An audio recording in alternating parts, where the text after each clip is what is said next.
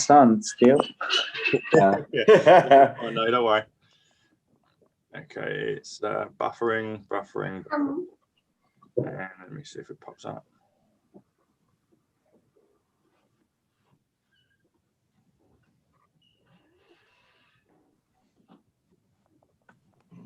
Okay. I love it. He goes, waiting for Project Piper Customs. I'm here. Yeah. I've got it up on right, so I guess I do this and then we go come out of that and we go live.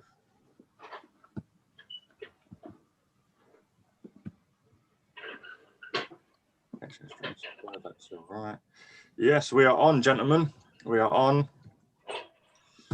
Right, yo. What's going on, toy fans? Project Piper Customs here. Welcome back to another postponed and rescheduled Turtle Talk. Apologies for mucking up everyone's schedules yesterday. I wanted to do the stream, my body didn't, so it just passed out after dinner.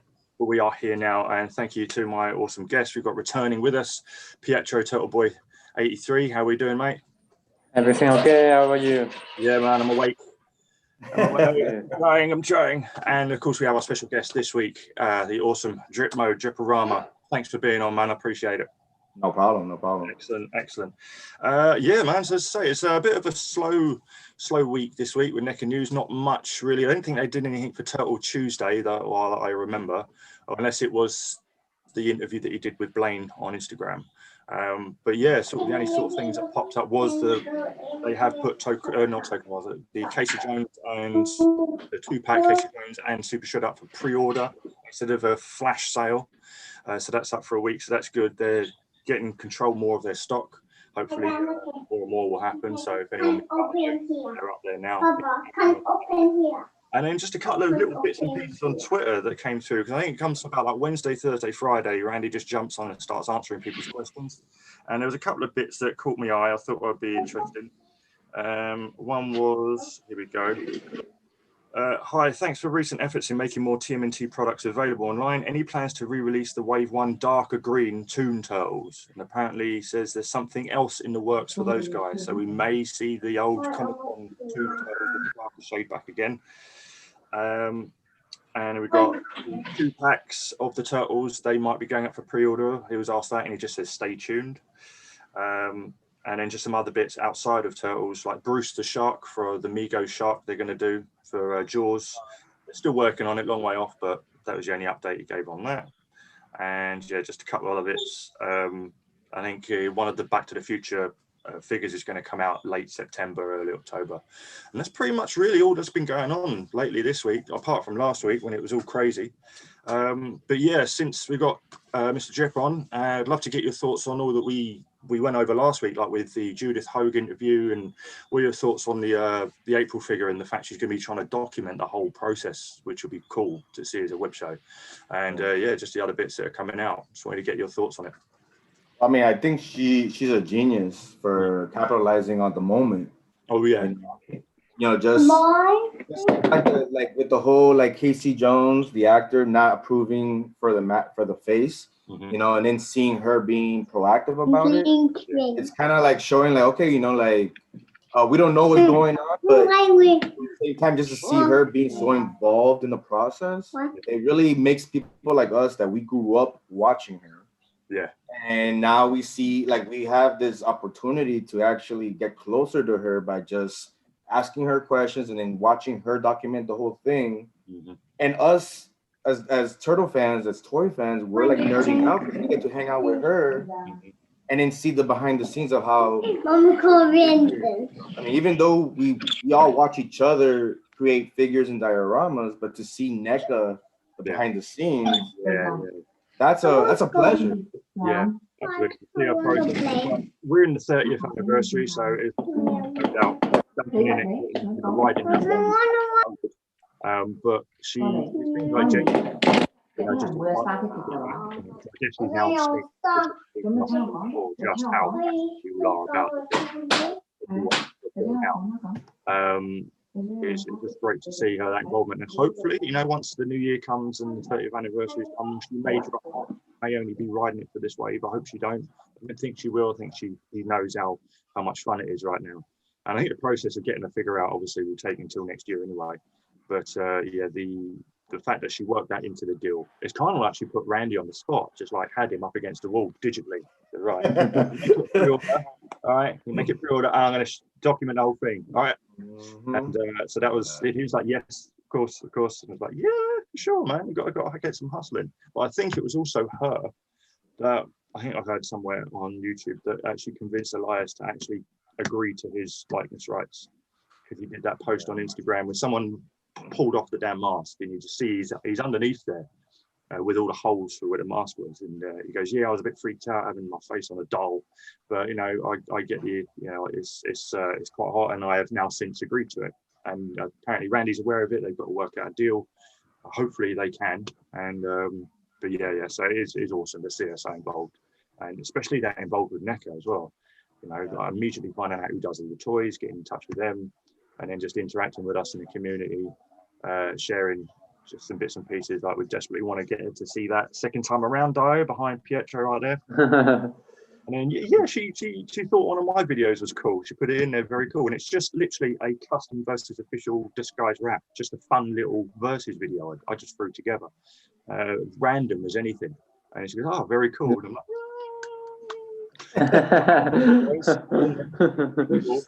be cool. But yeah, so it is cool to see her just be that active. So you did right. So yeah, hopefully that April figure turns out pretty cool. I really would like to see. But I think we touched upon it last week. But like a soft goods yellow coat, if they go for that, that'd be awesome. So you could have the option of removing it and she's casual underneath. But yeah, the 2-pack, what she'll come with in a 2-pack, that'll be the question of what we'll do. But yeah, and then of course we've got Hamada Yoshi and Hiroku Saki, the young versions from Splinter Story, which they have not said any more on whatsoever. Yeah. So it'd be interesting to see what comes of that. And I'm interested. But do you think that he did that for like a reaction to see if it's a big enough reaction for them to actually go forward to produce it? You know? I think you're dead right. Yeah, I think you're dead right. Just to throw it out there, see if it bites. And all of us were like, oh, we didn't see that coming. Yeah. And then it kind of went quiet a bit, because we were kind of like, we just never thought of including those two in our collection. We wouldn't see them. No. Yeah. I mean, you barely see them like at all. Exactly. I mean, to have Splinters in the cage, that'd be pretty cool. Yeah, we were all expecting that Splinter in a cage for sure. But no, Hamato Yoshi and Oroku Saki, no. I don't know. Maybe like in the accessory pack that they're teasing, that I thought would have been there. And then I thought was an accessory pack at the beginning to get, you know, the babies with Splinter, all the stuff. Yeah. But Randy did mention that there's an accessory pack coming soon. Yeah. Well, we just don't know what's going to be in that. We've got a feeling it might be some of it. I hope it's not just it. A shrunken down version of their baby turtle Mikey spinning nunchuck thing that they did for course. Yeah. Maybe with some other bits. And then they're saying because they're going to release the Shredder and Splinter in the 2-pack as well. But that will have some accessories that we've not seen before. Yeah. But what can you come with? The pizza that lands on his head? I mean, what else can you throw in with them? Well, I mean, maybe like the phone, maybe a sewer drain. Oh yeah, and maybe the one of April's drawings. I don't know, that Shredder holds maybe. But yeah, it'll be interesting. I mean, that means I've got to buy those again just for those accessories, and I am a Turtles whore, and I will buy it. I'm going to buy Madarashi and Hiroku as well. But yeah, it's just, and also then there's alternative heads with the different expressions and stuff like that. Yeah. I hope he has them like separate so you could buy them nice. separate. I would just be nice not to. I mean, I'm going to buy them again, just those bloody damn double-sided headbands on the 2-packs. I've made my peace with them because I obviously want a set for display and then a set I can muller with posing for photography, because my SDCC ones are wearing out, man. Oh, really? Yes, I've used them and abused them too much. It's like, no, man, stay there and then keep some good ones up there for you. But yeah, so hopefully, I've got a feeling we're gonna, but hopefully not. We have to buy them again, but I'll buy them anyway. Just like I fluffed the old screen sharing malarkey because I'm still new to all this tech stuff, but I have the perfect picture which you put up as a story drip mode, and I had to steal it because it's great. And I'm going to test my screen sharing skills now to see if it actually works. So we will see it, whether it came up on the stream. So let me go to there. And let me go to that, and then I'll go share. Hopefully we can all see that. This wonderful image. Can you guys see that? Yeah. This I think everybody can relate right now. It pops up on the screen. Good, yes. Yeah. I might have a bit of okay, yeah, so yeah, Netflix is taking all our money right now. Yeah. Kind of feeling.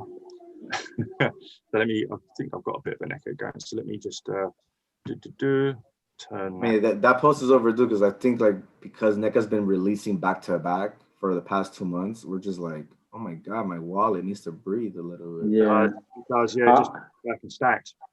About the release of the cartoon or the Four Turtles cartoon version, I think they're gonna release it with trench coat and trousers and stuff.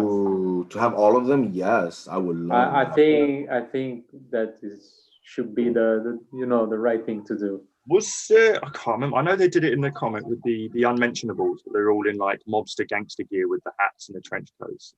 Yeah. Did they do that for all of them in the cartoon? I can't remember. It's been yeah. And also, they should do it with the mask. The bald man. The old man, yeah, with the nose. Yeah, that's right. Yeah. That would be great. That'd be great. Yeah, it would be. Yeah, they can really travel from that cartoon line. Everyone will scream, I want that. The one that I'm actually waiting for is to finally get Splinter as a cartoon character. Yeah, that one good. I saw it at I think it was Toy Fair. You saw it on the display. You're like, oh, there he is. So there's going to be a Splinter. That's kind of gives you a tease of the next sort of lots that come out. It should come out in November, I think. Yeah, hopefully. Yeah, it will be. Who's packed in with. It's not Rat King and the other one. I forget his name. Oh, yes, Gecko. I forget his name. Yeah, those are for next year. Oh, they next year ones. Yeah, the ones. From 2000. Yeah, 21. Yeah. But we have this year still Trag, Granito, Splinter, Baxter, and the Triceratons. Oh yeah. And Krang Android Body. That's right. Yeah, actually, that was one of the tweets. He said that's coming out soon, not long. I think it's October time as well. Because I mainly just collect the movie line. I would collect the toy line. I just do not have the space. But that I will, because that is the one toy that Playmates never did, was his Android Body back as when we were kids. They just had that stupid little walker thing, and so I have to get that just for my inner child to be complete, to have the Android Body. Even as cartoon, it's not that's going up on the shelf. So that will have to be bought. But yeah, so obviously tons more with the movie line. I think he's doing more with the video game. I'm not sure. Did you, Pietro? Did you get your loot crate for NECA this month with the Mirage Shredder? No, or is that still on the way? Not yet. My friend got it yesterday. So he's in England as well. So I think tomorrow might be the day. Finally. Finally. Yeah, exactly. Yeah, because that'll be another. I would always want, because I obviously jumped from the NECA game and they'd already pumped out the Mirage stuff way earlier, and now trying to source them, I haven't got the funds for that. I mean, it'd be nice if they did a nice little reissue of those, the Mirage ones. But yeah, man. Do you collect? You collect the cartoon line as well? Yeah. I have my turtle collection is the movies, the cartoon line, the Playmates, got the NECAs, got also the SH Figure Arts ones, the diecast ones. Yeah. I remember those. They recently have gone for sale. They're now going for $30 because they were $50 at one point, and I was able to get them for $30. Nice. But I was actually very impressed with the quality. It's diecast.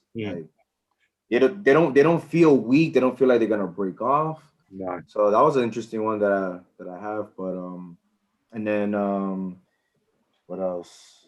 Got the video game ones. Yeah. And those are pretty cool. I mean, obviously they just repainted differently, but just got both Leatherheads, and the Leatherhead cartoon is way better than the video game one. It has more accessories. Yeah. So I thought it was pretty cool. But yeah, that's it. That's all I got. I know. Are you going to, I don't know, because obviously they're just bigger versions of the Playmates, but the Super 7 stuff, or you think you're a bit tapped out on the lines? I'm not so impressed with it because like it's like I already have them as my vintage toys, and then to have them bigger by a little bit, and then I think if the price point was cheaper, then yes, I would get it. Yeah, but that price point is just crazy. Yeah, it's like, what, my same thought. Yeah. So yeah, you're right. It's for a bit of a bigger version. It's cool if that's the only version you're getting. But yeah, for like, you know, if there were NECA prices, then fair play. But then it's just you're turtled out at that point. I would have to be, even if I was going to go all in deep, I might have to just put them off to the side. Because my friend, you got the SHF ones as well, and they were out just before the NECA decided to do theirs, and I got to feel of them in hand, and they were good. They were really, really good quality. Even the Rebel Tech versions of the 2012 cartoon, I see people doing wicked shots with those. Oh yeah, those are actually hard to find. They are, yeah. I tried hunting for them before the old NECA shit. I found them in Japan, but now I regret I didn't buy it. Yeah, they were like in Japan, like around 30-35 pounds each. So not too bad. About $40. I mean, they are still like pricey, but because actually I'll jump onto some chats real quick because one of them's just asked that. So we've got posable toys. It's an evening drip mode Hive one. YOLO Swag Thug Life Selfie, great name. We need the Danny figure along with Tatsu, 100%. I got a feeling they're down the line. We need quarter scale movie figures more as well. I think they're going to be doing a quarter scale Casey. I think they'll just probably be slower at what they get to.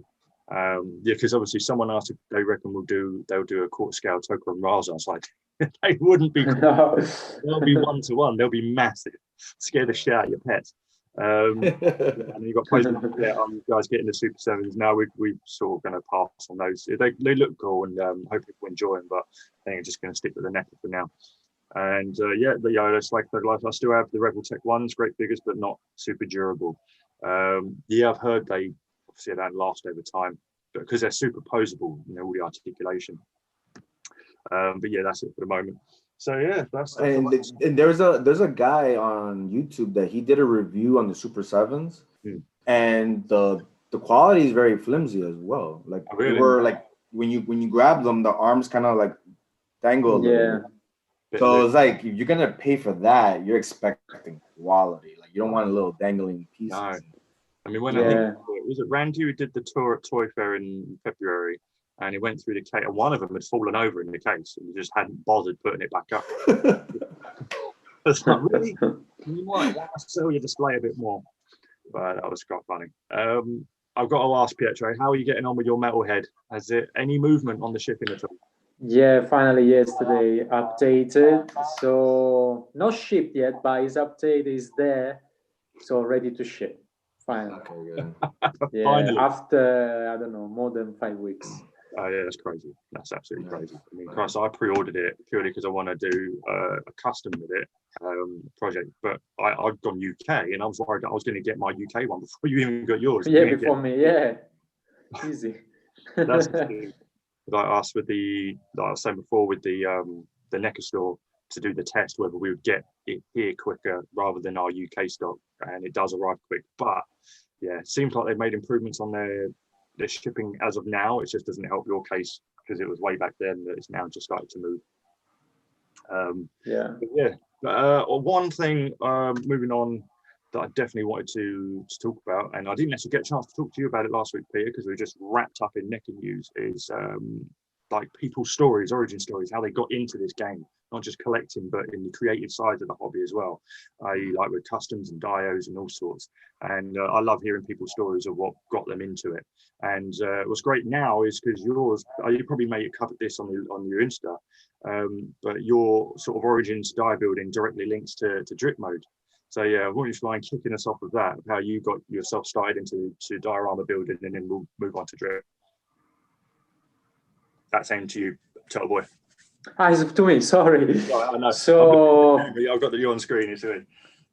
I started because I had the movie Turtles, like the SDSCC.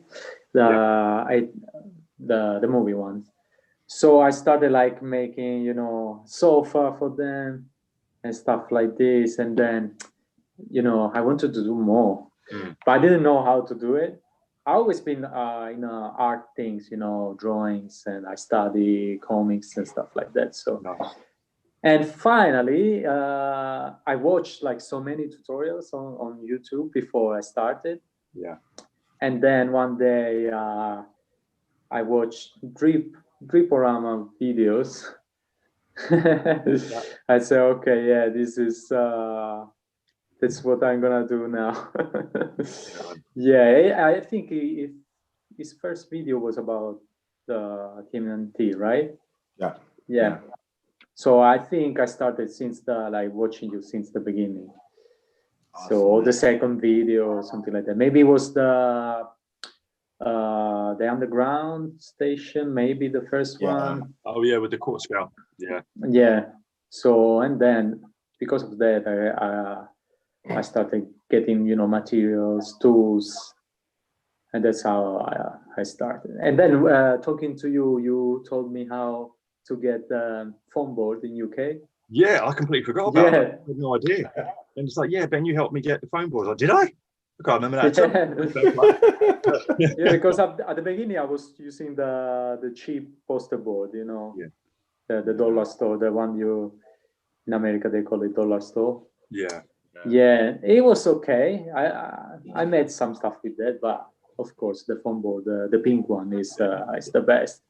Yeah, that's a shame because here in UK we used to way back in the day have tons of different kind of hobby shops, hobby stores, different branded ones, and now all of them are diminished. So we've got one chain hobby store called Hobby Craft, and they're just spotted around the UK, and they do some cool gear. But in terms of like what you guys have in the US, like with Michaels and Hobby Lobby and stuff like that, not a comparison. Whereas you could go in and walk in and grab it, similar to the figures really.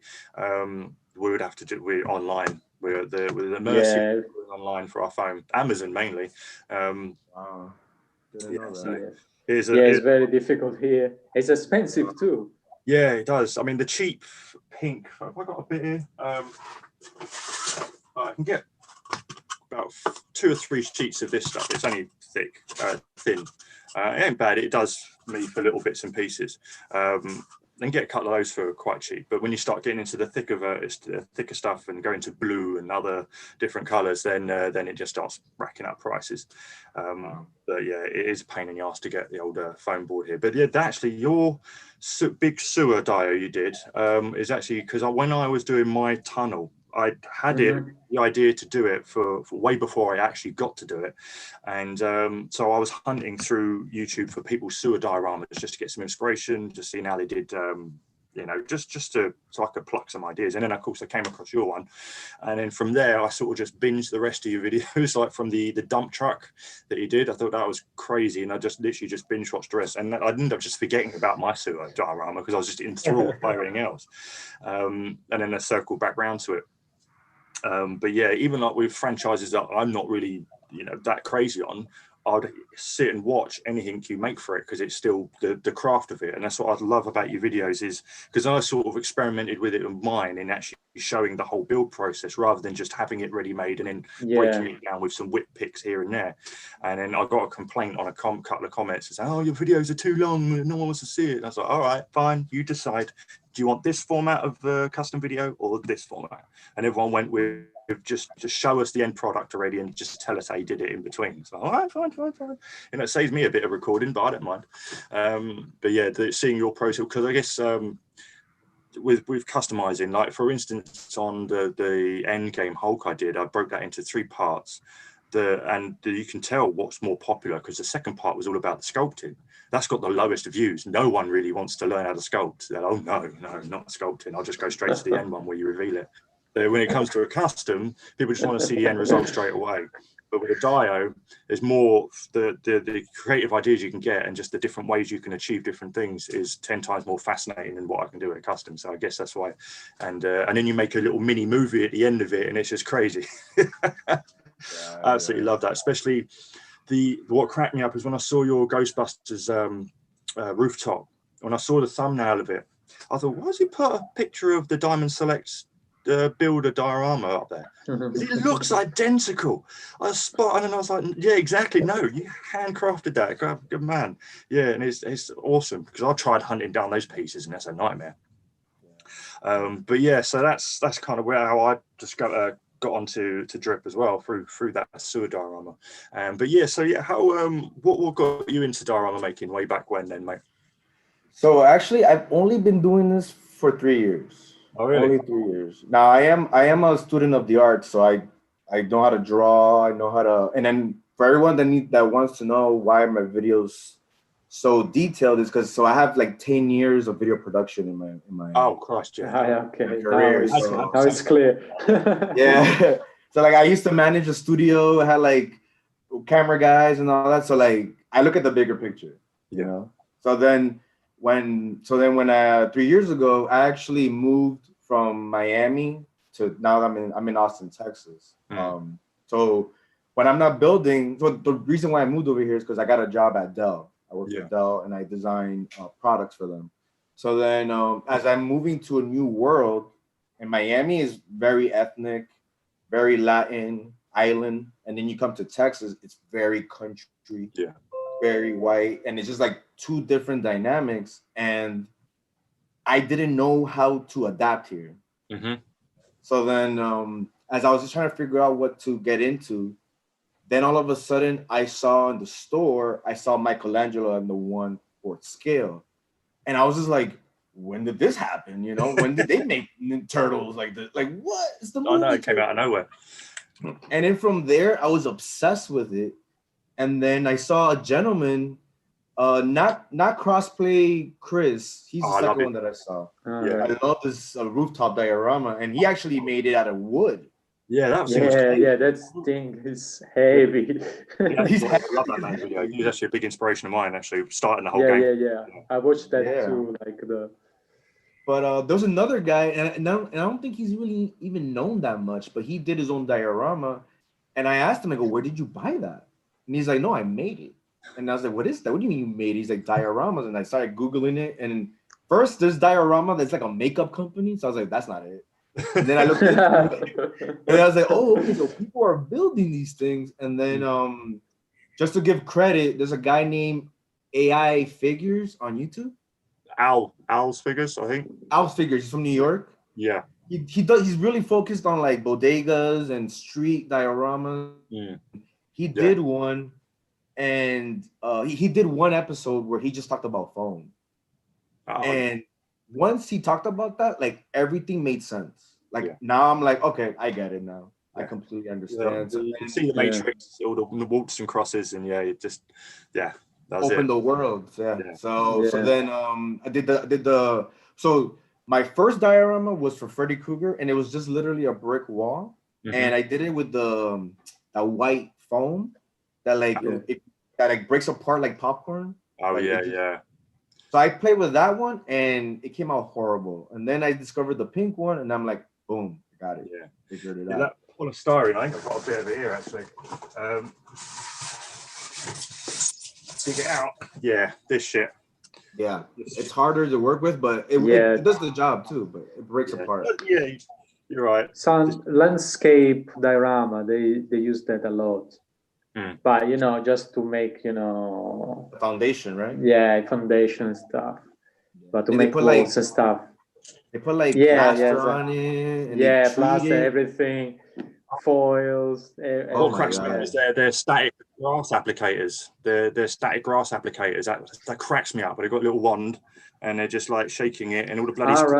Yeah. Mental. And then they pour in the resin for the water, and then I was like, oh, you're blind. Those guys are the best, though. The landscape. They are pro. They're pros. Tiny little figures, and they plonk them in, and then that's it. Now, there's a woman, and I'm so bad with names, but there's a woman in New York. So she's a photographer, but she builds dioramas because she doesn't want to go out to take pictures. She wants to build the scenes. Nice. Yeah. So, but she did one of a Chinese restaurant during an apocalypse, and nature nature kind of taking back its territory. So you start seeing like grass growing inside the restaurant, like a little fox kind of like creeping inside. And you see like the menu. Damn. But the thing that really blew my mind was she made the menu, right? And like you see all these, like when you go to Chinese restaurants, they have like pictures of the food. Yeah, yeah. Like the ramen noodles and the dumplings or whatever. This lady got clay. She made spaghetti, and then she got like red paint and she made sauce, and then she took a picture of it to then print it and then put it in the menu to put it on the diorama. So I was just like, wow, like this woman went That's deep. Inception level. That's Inception level. Oh, yeah. Inception. And she takes these beautiful pictures with her full frame camera, and you look at it and you think it's real. It's like, it blew my mind. So I was just like, man, like she's telling a story, you know, there's so many details. And I was just, and it has nothing to do with action figures. No. It was just telling a story. Yeah. So I was just like, man, like that was just genius that people could actually recreate. And when you watch the picture, it gives you like an emotional reaction. Like, man, if the world ended, that could be a possibility. So like Last of Us kind of thing. Just the world being taken back by nature. That's mad. Yeah. So I'll get her name, but she's amazing. And the part that it's hard for me to do is that after she's done taking the pictures, she destroys the diorama. She doesn't sell it or nothing. And she has a video of her like just breaking in, throwing it in the garbage. And like all she has left is just the picture. So I'm just like, wow, you're nuts, woman, because her whole living room in New York, apartments are pretty small. Her whole living room is literally the diorama. Like it's like so humongous. And just to see that she put so much time and effort to take a picture and then just break it and just throw it away. Like I get too attached to these dials. Yeah. You know, they're your babies. You know? Sure, yeah. Because you just created it. And that's I don't know how she has the emotional detachment to do that. But then I kind of guess that people do that in other aspects. It's kind of like fun for them to watch us as a viewer just melt with, no, and she probably gets a kick out of that. But yeah, I mean, it's like, love, if your apartment goes up in flames, all those pictures have gone bye-bye. I guess your dioramas would too, but it's kind of like now they'll just go quicker. But yeah, I'm gonna try to get her. I'm actually looking for her right now, so I can give it to you. But we can continue talking. But once I show it to you guys and you see it, you're gonna be like, wow, this is amazing. She's gonna be like living fear right towards the end of the video because you know what's coming. It's like, you're like. Our analytics on YouTube are kind of like, no, the viewers cut off at that point. That's mad. But yeah, there's so those are the ones that inspired me. And then the last thing was just I started doing the Ninja Turtle video, and I started getting people commenting and stuff. And there's one guy, and I actually did an episode for him. He was telling me that he was going through some problems at home, just personal problems, and he was telling me that because of my video, it gave him an outlet to channel that anger or channel whatever stress he was going through with his hobby, and that it completely helped him out. And now he's into dioramas and toy collecting. So once I saw that, I was like, I'm doing something right here. Yeah, for sure. People are like trying to figure out something to do, a nice hobby that could catch their interest. And, we all go through problems in life as we're adults now, especially now with this crazy world that we're going through. Right, so thankful to have this hobby, and it's like kind of like all of our journeys. This hobby is sort of an escape and outlet just to get away from all the crap, and it helps us out. And then of course by expanding, we've turned that into a positive and actually started making names for ourselves in the community and building. But then we forget that even though we're doing it for us as a therapy, what we're doing is then helping someone else as a therapy, because we've been inspired by people, and we forget that other people are getting inspired by us too. And then of course when they let you know that, because you're happy to tell the people who inspired you that that's what they've done for you, and they're happy. It's kind of like just a cycle, just snowballing. And that makes it just all worthwhile, all worthwhile to have people tell you that you inspire them as much as you want to tell the person who's inspired you the very same thing. But yeah, it's weird, you just kind of forget that, don't you? It's a little bit interesting, because you don't think about the psychology of it. You just think about you just doing you, and then all these other people are just being touched and affected by it. And I even had one of my coworkers they were going to the doctor's office with their kid just to get it like a checkup, and the boy saw, like, I guess in the waiting room there's a bunch of toys, and he recognized the dump truck, and he was like, "Mom, Drip Mode made the dump truck. Look at it, it's here." And it was just like, wow, like it's really reaching out to people, you know. And then when I met the guy that reached out to me, and I built a diorama for him, and we got to meet and sit down and we talked for a couple of hours, he was starstruck looking at me, and I was just like, dude, I'm just a normal guy. I am nobody. I am not famous. I'm not Tom Cruise or anything. He's looking at me like, yo, it's you. I'm just like, I'm a normal guy. Exactly. That's weird, because I guess, I know, it's hard to sort of see yourself in that light when it's like you. It's cool that you've got an audience of you know, people who follow you on Insta and people that are sub to your channel. It's kind of like, but I feel like as a community, we're all doing that for each other anyway. Even if some of the community are just collecting, and that's cool just to chat with them as well. And if I like, you know, like with yourself, inspiring those who just want to collect, but might want to give this stuff a go.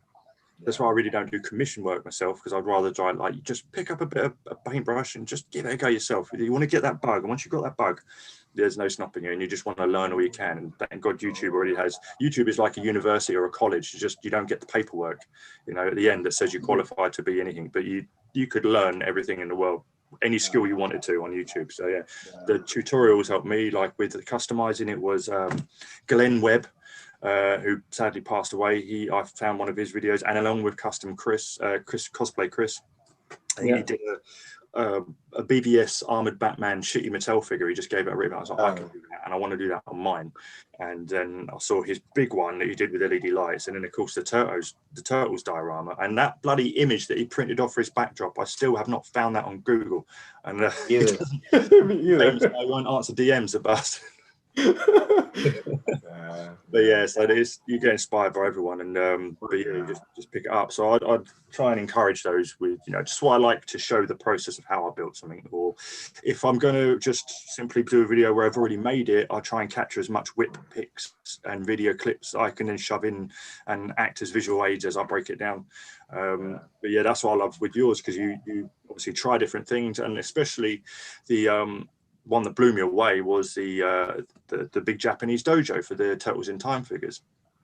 You know, and I used, you know, you got yourself a saw cutter for the popsicle sticks to do the roof, and then of course you revealed the actual Turtles in Time customs, and then of course onto Longshore Spike. I knew he's fucking great. I've got to get him on here as well, actually, at some point. He's brilliant, absolutely brilliant. If you're watching this, mate, I'm glad your hand's healing up. But yeah, they looked awesome, and I guess it's just seeing all the different pieces, and then just trying to catch what I can see behind you in your display as well. So this is the new office. So yeah, it's funny because like in the I guess when I was in the other place, my old cave was the office, and then now that cave is like, I consider it like the museum, and now this is the new office. but like the thing is that this one is so there's a purpose for this one. So this one is really tied to my childhood. Yeah. So I got like Master of the Universe, Ghostbusters. I got Voltron. Down there, I started collecting Back to the Future. You know, like I only had the die casts at first, but but like just the fact that NECA's actually making figures, it just like made me kind of like get ready to set up that area. Oh yeah, absolutely. Yeah, and I saw a couple of shots you did with them as well. They were brilliant. Yeah, I can see them down there. Yeah, that's great. Yeah, so I started. So this collection is more about my childhood, because I also have like Bob Ross. He's actually my inspiration. Like I used to watch him religiously. Oh, he's fucking great. Loved him. So Bob Ross, and then also a lot of people always comment that I'm always watching The Office. So I had to start adding an Office little area. Yeah, man. That's a little display down there. Yeah. So and then the one that everybody's talking about is this one too. People that are old school fans. Yeah, that's fantastic. I never thought we would ever see the Dolph Lundgren Master Universe figures, but they man, I nerded out the minute I saw that. And then the one more thing that I'm actually besides NECA, I'm actually like a huge McFarlane fan. Yeah. Oh, Christ, same. Oh, I love McFarlane, and if you hear me, McFarlane, thank you, because I never collected DC besides Christopher Reeves from NECA. But now, because he's bringing out all these multiverse for Batman, I have to collect them. I'm like, finally, like these are great figures, in my opinion. Absolutely, yeah. We were chatting about that with Tom actually, because we'll never see. I mean, when I first started collecting, I worked in Forbidden Planet years ago, early 2000s, the Forbidden Planet that we had here in London for 5 years, and it was about the time when Marvel Legends, the Toy Biz, were just starting to come out. They just put out the big McFarlane, I think it was McFarlane the Movie Maniacs, but they had the Matrix and they had the big Sentinel.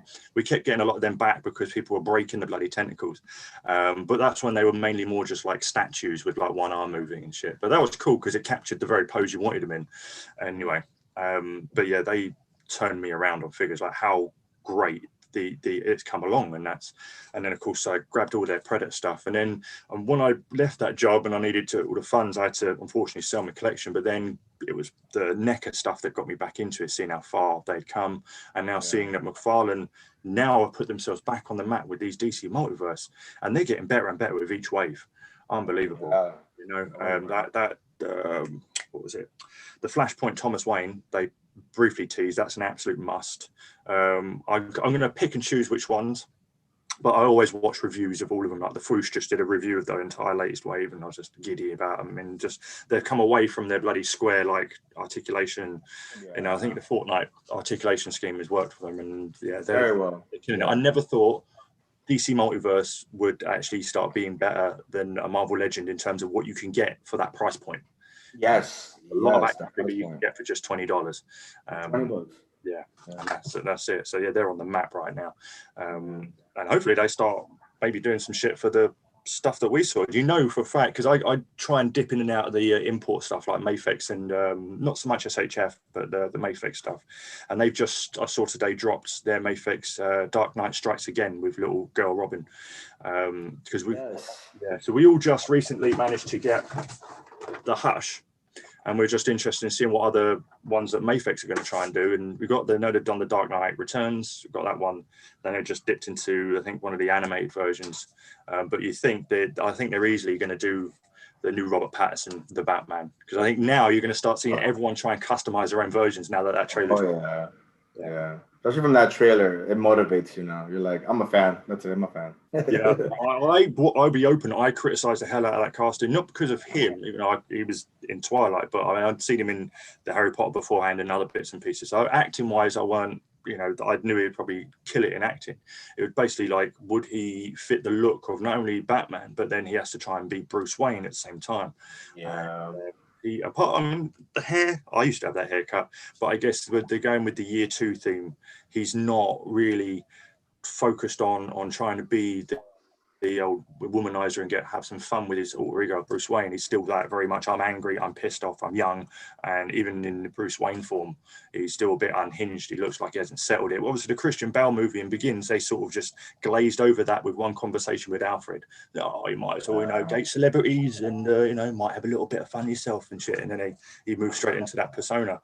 And this one just feels gritty as fucking damn. If they continue on that combat style, I mean, and throughout the film. That combat style really just shut me up. I was like, they're brutal. It felt like an Arkham game.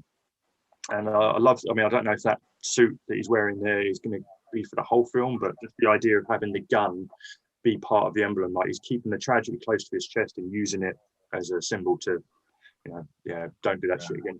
But yeah, so I've got a feeling McFarlane are going to try and, I think they did some stuff with Wonder Woman 84 already, so they'll probably dip into the Batman. Definitely for probably the new Suicide Squad movie. It's nice to see Harley Quinn actually in a recognizable outfit, and King Shark, I believe, actually making him look like a monster. And that new video game looks pretty badass. Gotham Knights as well. The ending of the Suicide, I think the game was that. So is Superman bad?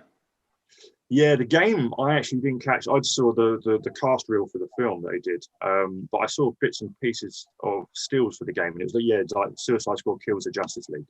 Wow. Maybe they've gone with sort of like a Injustice style where Superman's gone bad, or maybe interesting to see for sure. Very, very interesting. But yeah, man, lots of bits and pieces coming. But you're right with McFarlane. yeah, you're gonna have to. They've won us all. They won us all on that. Right, I'm gonna dip quickly into some more of the chat. What did I leave off? Here we go. There we go. Yeah, I still have the Robotic ones here. Yeah. Hi everyone. Total configurations in the hizzy. I've got the RAF coming, and so if the pants, I'll cancel the others coming. So if that's pants, yeah, I'll cancel the others. Yellow swag. I'm still on the hunt for the damn 7 inches. I bought all the 1 quart scales, but only found Splinter and the 2 foot soldiers. You'll get there, mate. You'll get there, because if we're getting those alternate heads, they'll be re-releasing them again. We should make a NECA TMNT forum for dios and customs and whatnot. Yeah, I don't know if there's a group fully dedicated to it on Facebook, but yeah, that'd be cool. We can all just share our stuff and love for it. Where in the UK is the best for foam board? I get mine off Amazon. I'll drop a link once the live stream's done and it's had like an hour to process before it actually stays up there for viewing. I'll then edit all the description. I'll put a link into where I get mine, because they not only do the crappy pink one I got, but they're all the different thicknesses and the better quality. So I'll drop some links in there for you. Posable toys, the stuff I use is not the best, fair play. So I'll hook you up with the link I've got.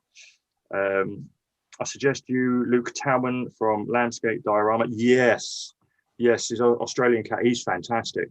Yeah. And his thumbnails are so, they look, because obviously he has them outside and he just takes a picture and it just looks like a real setting. It does. Brilliant. I love his guy. I think he did like a waterfall one that just blew my mind. Yeah. Like, man. I keep rewatching the one he does of a stream and he's on a little bear catching a salmon and it's all the little fish he's done. Yeah. Oh, it's crazy. Yeah, he's fantastic. Yeah, I know him. Yeah. He's the one with the static grass operator with fucking uses a stocking. Brilliant. TMNT configuration. I talked to Chris yesterday. He is working on a rooftop fight scene diorama. Oh, interesting. Is that cosplay, Chris? I guess so, yeah. Yeah. Where can I see the second time around diorama? Well, if you look behind Pietro's head, it's right there. Right there. Right there, my friends, right there. There it is. Beautiful piece. Absolutely beautiful piece. It's pretty awesome to see that like our dials have like almost a celebrity presence, you know? Like, yeah. Everybody knows Turtle Boy's diorama. Like everybody wants to see that. Yeah, for sure, man. What would you say, Drip, out of all the pieces you've made, what's sort of been the most everyone sort of gravitated towards? Or is it pretty evened out across the board? So it's funny, I was talking to Turtle about it yesterday, and the 2 that really are popular is this one, the Turtles, specifically the Samurai Dojo. But the one that really turns heads, that's really getting me popular, is all the horror fans that love Pennywise. Pennywise, like I'm looking at my the analytics on the YouTube, and I'm getting like 300 a day in views, and then like everything else is like 10 views, whatever. But that one is just consistently like on the hundreds, and I was just like, man, everybody likes it. So then I tried. So sometimes I try things on purpose. So I was like, let me do another Pennywise. Let me do the Funhouse Mirror one. Yeah, for sure. Just to see like if it's based on the character, or if it's based on the day that you upload it, if it's the day of the year, if it's Halloween, you know, versus Valentine's, whatever. And it doesn't matter. It's just that everybody's into Pennywise. And there is a character. Yeah. So if I want to like get views, just do a Pennywise diorama or do so I figured that out, but I do notice that like horror fans are really hardcore. Like they love horror. So so like the horror is what I've been trying to do more. Turtles, I have like a couple ideas I want to do, but again, like space is getting limited now. Yeah. So it's just like this room right here, this is the old cave, and I got no room. I'm even thinking about blocking this window so I could put a shelf just to utilize that empty space. But yeah, it's a real estate. So location. Just grab it where it is. Yeah, I know. I've literally got, for me, displaying, I'm limited to this detail. Where this guy is, I'm probably going to put another detail. That'll be it just for this room until I get myself into a bigger place. I've got a shelf above me and then that little cubby up there behind me head. For dios, for me, they're, because I use them a lot for toy photography, I'd love to have just some pieces made for the detolf. So but yeah, for me they have to be like modular so I can break them down and shoot. So yeah, so if I'm going to make one like with the sewer, I thought, well, I'm just doing this for a couple of shots, but I want to make it universal, and so I made it like sort of, it could be a maintenance tunnel as well as a water sewage, and have the back piece. So it can do, it doesn't have to be for turtles. I can shoot with other things in it and have other stuff going on. So just to make it more, I can get more out of it really. So it weren't too bad. But yeah, so it's great. I mean, I mainly for Tom's dioramas, mainly got my pieces from him. I bought a couple of pieces from another UK guy called Sammy. And I do like, because sometimes I won't use a dio, I'll just set up props and have an environment, like an outdoor environment. So dio pieces like, you know, boulders or rocks or anything like that. And obviously prop crazy. So I did me a trash can for that, just for that Raphael shot.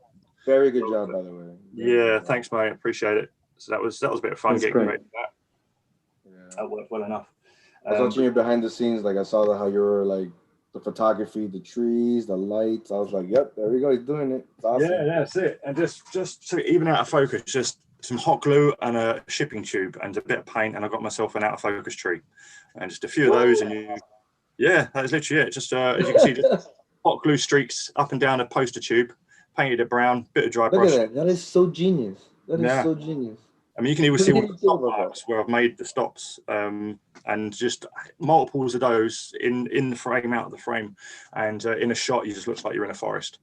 And I just had to dress it up with a few fish tank plants, and a black towel. A black towel works if you just want that jet black background for a night shot. It just absorbs all that. Yeah. Look at that! I just learned something, man. Now I'm looking at trees completely different. Now I'm like, what? That's perfect. Yeah, I see some people do some dynamite work with trees, like, you know, put so much detail in them, and they're phenomenal. They really are. Beyond my skill level, but just as a quick prop I can throw in the background. It'd be like one for the shot I did of the Spirit of Splinter, and I spent all day digging out foliage from my garden just to try and set up a foresty shot. And I end up, before I even realized that method, I was taking bits of bark out of my flower bed and just spray adhesing them onto a tube, and just to create like that high of a stump so it'd go in frame. And that without all my cameras and lights dying, I was also trying to kill little tiny bugs that had come in from when I pulled the foliage. Oh man. That was a fun shot. But yeah, stuff like that. So with the dios, and again, it's space for me. I mean, if I can keep modular, I can just pack them away and keep it to one side. But then again, yeah, it's more, I'll just gather everything. So with accessories and props, you can never have enough of. You get yourself of everything. Yeah, and enough lights as well. So, but yeah, I did last week, I sent off my shot for X-Glue magazine. That was fun. And that shot will be exclusive to them. So I'm not sure when that's going to get printed. But yeah, other than that, I've just got, what's the latest project? Project-wise, what's the latest? Oh yeah, we can roll into sort of pickups really. I managed to pick up this lovely little Batmobile. I saw that. Yeah, 20. So I looked for it because a lot of people from America are asking for it, and their price are kind of a little bit more. But on Amazon for us here, it's about £21, so it'd probably be about $25, something US. Yeah. And it scales with that Mayfix perfectly. It's pretty basic. There's nothing to it, but I'm going to throw some lights in it, probably get an LED in the back and the front as well. That's genius. Like when I saw you do that, I was like, oh my god, why didn't I like? Yeah, there's potential in that sculpt, you know, because those are more like for the kids, right? Those like more. Yeah. That was it. It's I think it was called like Spin Masters. It was mainly for, that's why it's sort of like a random style of Batmobile. But it kind of fitted in the Hush sort of line because you had one similar to this, and it was big enough. And I thought this one, and the Mayfix, you know, it's not as big as a Marvel Legends. So okay. And it was just going to be just a simple repaint. But then I was looking at it, I thought I could put LEDs in this. But no, Ben, you don't want to get into electronics yet. It's like, oh, but you know, and just all the ideas started flowing. And just now, what would be like a 2-day project is turning into a week. Yeah. So yeah, video will be out. I don't know when, but it's coming. And then for another project, there's a companion piece to do with the child, but for another project. See if I can unwrap it. If I can get a good light on the camera. And someone, I think it's LRL Customs on Instagram. He's doing wonderful things with predators. And he made, I don't know if we can get it good, it's little baby predator. Oh. Yeah. Is that 3D printed or is that cast? Yeah. So if I can get the camera to focus a little bit. But yeah, that will fit on the head of the Hasbro, the child figure. And it comes with 2 little arms and a little skull. And basically make your little baby Yoda into a baby Predator. And that's going to fit nicely in with an upcoming project that I've got. And that I kind of get what you're feeling with some of the stuff that's hot and what's not in terms of views. Because like with me in the custom cage stuff, all the Avengers Endgame bits and pieces, they just blow up with views. Some more than others. But like I did me Predator Punisher mashup, which was great because I just got to be creative rather than just do a simple repaint or try and look at movie accurate. So I had a lot more freedom and fun with that. I'm really happy how it came out. Tanked. No, it really just plummeted. No one was interested, but it was still fun to do. So I don't mind doing bits and pieces like that. But yeah, so that's the latest couple of things coming up. So what projects have you got coming up on the cards in Mr. Drip? So I actually right now the one that I'm working on right now is a horror title. Okay. A person I really want to give a shout out. Maybe if you're gonna continue this series of interviewing people, look up. His name is Co-Creation. He's from Australia. All right. Me and him actually became friends because of the sewer hit diorama. This one. Oh, yeah. We became friends because of this one, because he made a version of his own. And he was the one thing I really appreciate is other dial people that actually reach out and they ask permission. Like they'll be like, hey, look, so I want to, do a replica of yours, but I'm gonna like remix it a little bit. And I'm just like, go ahead, But I definitely appreciate reaching out. And then from there you build some friendships. And so he has been like my horror dial friend. Like Turtle is like my Ninja Turtle friend. Like we have all these friends that have particular taste in certain genres. Yeah. And just share secrets and ideas. And one that's just to I guess give you like a preview, I guess, is so his name is Glenn, Co-Creation. He's been recently buying old school TVs, like the tube TVs, but the small ones. Yeah. Small ones. And he guts them out and he builds dioramas inside of them. Oh shit, that sounds cool. So I saw he did one of Beetlejuice, where they draw the chalk on the wall and then the wall turns into a door. Yeah. He did that scene so well that I was just like, dude, that's genius. Like I nerded out because I remember that scene. Yeah, for sure. And so he inspired me to do this next one. This one's a personal one. Now, I was talking to Turtle about it. Was I noticed that NECA and McFarlane, they don't build every single title. So like I was thinking about like Leprechaun, Critters. Oh, I haven't seen Critters. Right? No, I'd be a big no-brainer. They could get it. Right? I would definitely get it, but I'm wondering why these particular titles are not being made. Maybe because of licensing or whatever it is. So the one that I'm into, and I guess I'll spoil it here, but the video's coming up maybe next week. Exclusive, people. The what? Exclusive. Exclusive. Exclusive is The Ring. Oh yes. Ring. So with this next project, so I think I'm good just at dioramas and action figures. I'm not that good with it yet. I'm trying to, but this project was an opportunity to do both. So I'm doing a diorama and I'm doing a figure. Nice. And it came out pretty well. So I'm actually excited. And right now I'm actually editing the video. Excellent. And just trying to get the scary aspect of it when I'm filming it. Like that when I do the reveal of the diorama and I do those little clips. Yeah. Like that's where I'm like thriving on how to tell a story. Yeah. Also, like to see if I get a reaction out of the audience. Yeah. And then like an example, I was talking to TMT Configuration. He's actually afraid of horror. He doesn't like horror. No. Say it isn't so, TMT. Tell us here. Say it isn't so, because I know you're in it. He doesn't like horror. But like it's that animates me to be like, how can I scare a person like him? Oh, like this. So like I want to make sure like when I make the video, I scare people sometimes depending on the subject matter. Yeah. The nun was a good one that I did where at the end she pops up again and like everybody just freaks out and I've been getting a lot of comments like, "Yo, you got me there," and I was like, "All right, I did a good job." That's it, man. Yeah, that was great. That was a great one. And like the Pennywise in the mirror. And was there an Annabelle one? I thought we might have done an Annabelle one. Oh, so I do have Annabelle. It is in my bucket list of dioramas, but I have her here. Oh yes, yeah, fantastic little bit there. But if you look up co-creation, he actually has one for her already. Really well done. Yeah, he's all into the horror, so but definitely that's in the bucket list. But The Ring is the one that's coming up next. I just finished Return of the Living Dead. I did the Cadillac. That was awesome. Yeah, that was great. Yeah. That was actually a random one. I wasn't expecting that. He's definitely a recurring client. He's also a dial builder himself. So I was actually pretty surprised that like a dial builder wanted me to do something for him. Yeah. Because he has good skills too. Like I was actually pretty impressed with his work. And yeah, he commissioned me for a couple of projects already. So that one I just finished. And then there may be a Ninja Turtle one coming up next. Yeah, that one's gonna be definitely a challenging one because it's gonna be a big one. And I'm thinking also like multi-tier level. Ooh. Like have like the sewer that connects to the street. Don't mind me. I'm just kidding. Just Yeah,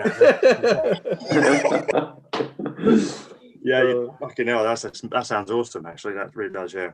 Yeah. So that's the one. But then I also am very careful with what dial I'm gonna do next because I don't want to be too repetitive. And if I am, I want to spread them out. Yeah. And not that it's bad. It's just that I noticed that's been the thing that people like about my videos is that it's never the same video. Yeah. Yeah. Not just like another street dial, another this dial. I'm always trying to make sure I'm not consistent, and I'm always trying to challenge myself. Like just making sure like I have this little scare factor in my head, like, damn, I don't know what I'm gonna do with this. Yeah. And then like as the process develops, you're like, man, it's coming together really well. Yeah. So the idea is you sort of brainstorm to try and get it to work, and then you have maybe like get it straight on the first time, or you go through a couple of trials and errors, and then you find the solution, and then you get it. I had that with the little trash can, just simply like, right, I had to think, okay, I've got the mesh, what the fuck am I going to use as a base? And luckily I didn't have to worry about the rim because it already came pre-crimped. And it was my old man who said, why don't you use balsa wood? And I was like, fucking genius, because I was thinking about foam and then how was I going to attach it. So the whole thing was just trial and error, and it worked. Again, it's just experiment, and that's what the fun is. That's what half the fun is. It's just you're never going to have a full time, unless it's something you've done before and you know exactly what needs to do and what to do. But those projects where you only got half the plan and you need to work out the rest, they're the fun ones. They really are. Like that's why I sort of didn't bother. I mean, I've got a couple more to do in the old Avengers wave of repaints and customs, but again, it was getting repetitive and I wanted to mix it up. So I did the Predator, and I can't remember what else I did recently. But yeah, and like other bits and pieces just to keep it fresh, something different. Like I want to give the Playmobil DeLorean a once over, put some actual like cabling in. You have it? Oh my god! I don't know anyone that has it. Wow. Oh yeah. It's fantastic. Just great fun. And they've also got the advent calendar coming out, which is basically the clock tower playset. Yes. Oh, that's cool. The whole clock tower scene, and you get loads of little figures with it. But yeah, this thing's great. The only annoying thing it didn't come with, which I managed to actually find, someone put it onto me actually on Etsy, is the Mr. Fusion, because you can pop the wheels and they go into hover mode. You can. Oh, okay. Yeah. So it can. Oh wow. Yeah. Yeah, there it is. It comes with a place to put the hook, but it never came with a Mr. Fusion part for this. So I was like, a bit missed Really? Oh. But the 3D printed one also did a hoverboard, and yeah, I've got a little cast of that coming for this. I'll probably give it a once over with a chrome. The LEDs work on these side bits, but up until about like here, and then they don't continue down to here. So let me ping it on for a second. So yeah, so it goes on the front and then on the side, but it's just up there. Oh, okay. So that's just how they build it. Okay. Yeah, and then you've got the flux capacitor in, and it does like and then it'll go steady in a minute, like as if it's gone through time. Yeah. Oh, there it is. Oh, see, now you convinced me to get it now. Do you think, what scale do you think that is? 118 maybe. Really? When it comes to anything below when it goes up further, you know, when the number gets lower, obviously and bigger in scale, I'm okay. Yeah. But when it gets smaller and smaller, I'm gonna get lost then. So I've got a feeling this might be. Let's have a look. Let's pretend this. Well, this Ghostbuster is meant to crash. Let's try a thing. I know. Yeah, there we go. That's perfect. These apparently are meant to be 1/12 scale. I was tiny, so I'm going to maybe say 120 between the 1/24. I think. Okay. Gotta be. Yeah, you I think the Playmobil figs are like just under 3 3/4. Okay. But yeah, it's beautiful and it's just so much fun. You convinced me now. Because I've been looking at that one and I've been looking at the Ghostbuster one. Just because it has the light. Me too. See, that's the thing when it came to like, you know, you ever seen those Eagle Moss magazine subscriptions where you build it over the course of like 3 years? Yes. Longshore Spike is building the DeLorean right now. I know. I've been watching his stories. Because it's 1/8 will be perfect scale for the NECA figs. And that's kind of even though you can spread it out, I don't want to have to wait 3 years and at the end of it saying, oh, I've paid £1,300 for this thing. And it'll be beautiful, it'll be brilliant. And I've seen people like have the finished model. Like I've watched all their build videos and it's glorious. And I'm just in that rock and hard place of, do I pull the trigger or not? Do I pull the trigger or not? And it's a tough one. And now they're doing the Ecto-1 as well. And that will be probably a bit too big for these because these are 6-inch, but still, that'll be nice. I mean, I thought when NECA, when they put out their diecast one, we're all like, oh, is it going to be in scale? Is it going to be in scale? Looks to be smaller, but yeah, that Longshore, if you get says Back to the Future figs, it'll be perfect scale for that. The one at Toy Fair, they previewed the cartoon Back to the Future, and they had a DeLorean. That's right. Yeah. The animated version. I don't know what the latest on that was from Randy, and I think he probably did answer it in amongst this Twitter run of just answering people. But there was a reason why they didn't re-show it again or put a pre-order out for it yet. I think they're having trouble with it, but I think it should still be coming. But yeah, so it's like if they can do it for toons, even if it's like a Kickstarter or something like that, where you can just chip in for it. I mean, it will become like the Ninja Turtles, like how, 3 years ago these guys came out, and then now we're getting the whole thing. So it could be the same thing, you know. Yeah. Like we'll get a DeLorean, most likely, maybe. Yeah, they can put out that big street diorama and then make that street diorama retail, and now they're going to put out a cartoon version. So but Back to the Future without DeLorean doesn't make sense, right? Exactly. I said, but has NECA ever made a vehicle? I don't think so, right? I don't know. Only those little mini machine things like the die casts of like the alien ships and stuff, but a full-blown vehicle, I don't think so. I don't think so. Oh, no. That'd be a new realm for them. So. Yeah, I think it would. I think it would be limited. It wouldn't be able to sell it in stores size or.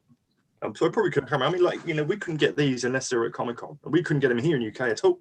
And now that whole window's open, so who knows what's down the pipeline for them. If they're going to make Jaws, Bruce the Shark, then I'm hoping they'll do something with it.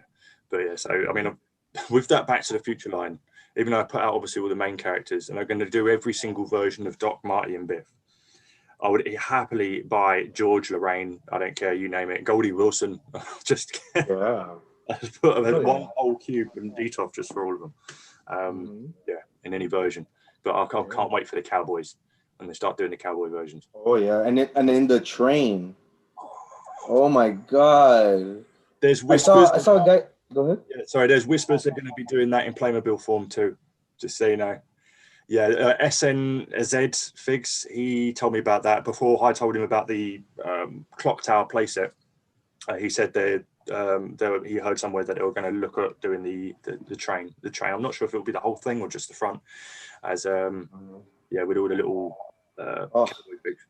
But yeah, I was actually looking forward to see if, like, you know, they said the train, I could probably customize it, or is there anything out there? And I haven't seen anything, but I saw a guy that actually custom made like a regular train, and he made it into it, and he had it floating, and it was just like, art. I was like, man, damn, yeah, I want that in my little setup. I know, yeah, Christ. I mean, the thing was when it was, I was about 5 or 6 years old, 1990 to 1991. And yeah, the parents took me over to Florida to do all of the Disneyland, Epcot and all that. And yeah, obviously we got the Back to the Future ride, sadly no longer there, but they had the big train out front. I don't remember, I got my picture with that, and that's kind of like a childhood memory of mine that I'll grab it for. Absolutely. Yeah. So there we are. What you got on the cards then, Pietro? I know you obviously were working on April's apartment. Yeah. But for yourself, what else would you like to make for yourself for your display? Yeah, I'm thinking about doing something for Super Shredder, of course. I was talking to DRIPORAMA yesterday about it. So I'm planning that already. Yeah. And something for Metalhead. Oh, yeah. And yeah, I think I'm going to do like the scene when he's on Splinter, room. Yeah. Yeah, this in the cartoon, this scene. I think the first appearance, probably. I don't remember now. Yeah. So Splinter, like dojo, let's say. Oh, that'd be good. Yeah, and then I'm the restyle. The restyle of my sewer layer that is still in progress. So yeah, I think right now is that. Yeah. Nice. Bit by bit, I have to find time. Yeah. But yeah, this is my plan. I'm sketching all the time and try to find reference photos and all the stuff. The research part of it, like getting the reference pictures, I love that side of it as well. Just for visual purposes. I never start without having my reference. I'm obsessed with details. I love that about him. Yeah, so before I start like researching and screenshots. I watch the movie like I don't know how many times and taking screenshot. Like I have I don't know, my folder, my computer is full of screenshot and stuff, and then the tops cards, they are amazing, and all the old like kids books, like the with photos and stuff, they are good. They have good references too. Yeah, I've got the same in my screenshot folder in my gallery on my phone. I'll have a time where I'm just capturing everything for reference photos, but then I won't have that project yet, and in amongst that I've screenshotted a bunch of other random shit. Then I'll go on another wave of getting references. Oh my god, yeah, it's always like full of stuff. Yeah, always. But that is the fun part about it. I know we dug high and low trying to get reference pictures for that April's apartment bit that we're doing. Yeah. Trying to get as accurate as possible. You have to get you have to get some Elvis figures or something. That she has in her apartment. Oh yeah. I don't know if you noticed. I do, because I'll try and build just regular bits and pieces to shoot, like the wall and doorway to do where Leo's just sitting on the stool looking over Raph. Again, that's just a one-off piece, but like the fish tank, I would love to try and put together the fish tank, and I want to try and hand sculpt all the little ornaments that she's got in the fish tank, so I could do the scene where he's getting his head dunked in it, just for that, and to add into it and have as a prop for other shoots. So yeah, the prop making side is just as fun as customizing. No, 100%. Oh dear, but yeah, no, the Super Shredder, I guess it's going to be the dock, some form of yeah, of course, yeah. Because the one they had on display at Toy Fair, and it's like, and the shed for Toka and Raza. Like, that's for sure. Yeah, I think everyone wants to do that. Yeah, it's like but we're all going to be different versions of that when that comes out. But I'm glad we've all got ours pre-ordered, which is all good. I don't know when, there's November in it, so we'll see them Christmas time. Probably. Yeah. Hopefully, yeah. Okay. I think I've kind of covered everything. Let's have a look at the chat, see what else is going on here. So, you guys getting sips of lunch? Toka Raza, we could build the scene where he's eating the donut, where he's in that warehouse. But that is huge. Yeah, with all the different levels to it. Yeah, because you have like the foot soldiers all watching. Yeah, that'll be pretty cool. You can do that. You have space for that. I'm not gonna lie. Like I was thinking, if I'm gonna do Toka Raza, it has to be the junkyard with all the tires. Yeah, while they're fighting, and That'd be cool. We get a Kino. It'd be awesome to get a Kino. Oh yeah, Eddie Ray. Yeah, that'd be awesome. Just have Raphael and him just fighting it out with all the foot soldiers going. Yeah, that'd be cool. And then have like Togar stuck in the store with his legs and Mikey just like. Oh yeah, that's great. Raphael tied, Raphael with the. Oh yeah. Oh yeah, he's a little too little too rap. Yeah. And they take his tape off and then they put it around on the boot. All right. Yeah. But yeah. Like shredders where they first pop out and burst out, that little sort of hut room like shed they're in, and they're just sitting there just playing and bang, and they start laughing at each other, and he just runs out, says babies and babies. Yeah. You did the shredder, right? You customized the shredder. Regular secret view shredder, yeah. And Randy did say that one is coming next year officially too. So, but I'll show you mine quick. That's how I discovered you when I saw that video. Oh, nice.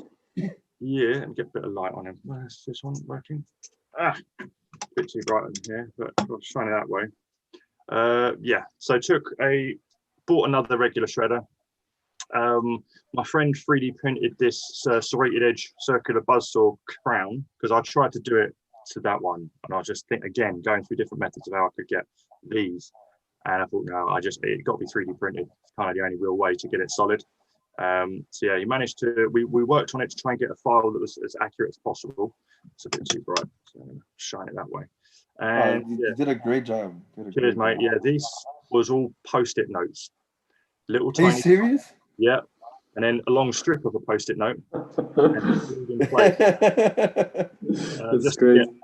And then just skulls and painted in purple, gave them a bit of glitter effect, re-sculpted your hand, and then that dandelion. Again, that was tissue paper. Like constantly, I had to learn how to make craft flowers on YouTube, and then apply that tiny technique to try and get it all budding out. Wow, that's well done, man. I thought that was 3D printed. Cheers. That's all. But that took about 5 goes, and I was like, fuck's sake, another go. And then it's just sculpt for the stalk. That's perfect. Yeah. So that was I have a fun little custom versus official with that. This was a great fun one to do, and it's just a nice shelf filler until they bring theirs. You know what I think is really interesting is that when we're in the process of like figuring out how to do these things, like when I saw it, I was like, wait, is this helmet really that big? So I have to go back on the video, and I'm like, wow, it is really that big. Like, yeah. Oh, wow. Yeah. It's crazy because when he comes back and he goes, I challenge, and his original one's all bent to shit. Yeah. And then you see him just grinding away. Dude, that's fucking massive. And where did you get a purple version of your jumpsuit? Have you got a nice little wardrobe around the back? And then just on this thing, it's monstrous. It's ridiculous, but it's fun, ridiculous. It's not practical at all. But yeah, I guess that's what makes the original one so awesome. I would love to have seen Shredder fight more. I hope they won't use the same sculpt though. No, probably on the body. They might reuse the body because but I don't like that because you can see in the second one it's a bit like I don't know if it's fatter, but it's different. Yeah, he's got bigger shoulder pads, so he just doesn't like it fits him anymore. Like there's a great YouTuber, the old Turtle Den. He does some great Turtles videos, and he went through a complete comparison of the two. Yeah. The actor who played him in the second one, clearly the outfit just did not fit him. Similar style, but his shoulder pads were like there. And it just didn't drape down well. But then, who was it? I think Toy Bros. I was watching Toy Bros review of the Super Shredder in hand, and he pointed out a thing that I've been thinking about for ages, and it's always been a little fun thing in the back of my mind, is that when he turned into Super Shredder, how the hell did the mutagen mutate in clothes? Yeah. I remember that. The canister it was in would grow legs and walk away. Right? It just cracks me up, and suddenly it's a completely different costume. It's like, hang on, you just burst out the one you got. But just a shame, criminally underused. But I guess we can have some fun with him with the figure. Yeah. And what about the fight? The way he killed himself. He killed himself in I don't know 3 minutes. That's all it was. Yeah. Killed himself. Honestly, Kevin Nash, man, he got wasted. But yeah, that's fun. Still Hey, kick up.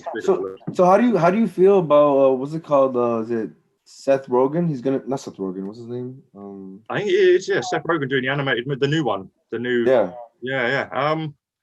I mean, it's a shame they're going animated again, but I did love the 2007 animation they did. That was great.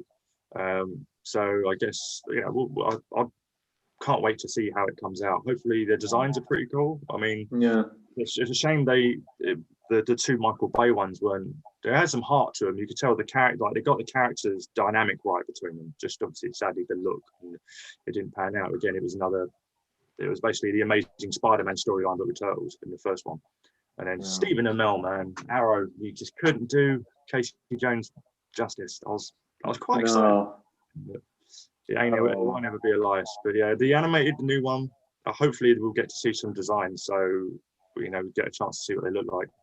Hopefully they don't stray too well. I mean, we're always going to be in love with the way they pulled these off, practically. So yeah, and I just think that maybe now with how special effects nowadays, they could easily just replicate the original ones that we like, and actually make them into real without having them wearing prosthetics. Have like motion capture and then just have it. I mean, you can see sort of even when you're going back through like the Marvel Cinematic Universe and the first all the way up to the end, how real, from how CGI the Edward Norton Incredible Hulk looked compared to how they got Thanos to look with Josh Brolin, especially up close, and it's incredible. It's incredible. You don't need a person in a suit anymore. It does look great. If you think about the direct line advertisement, I mean that is great.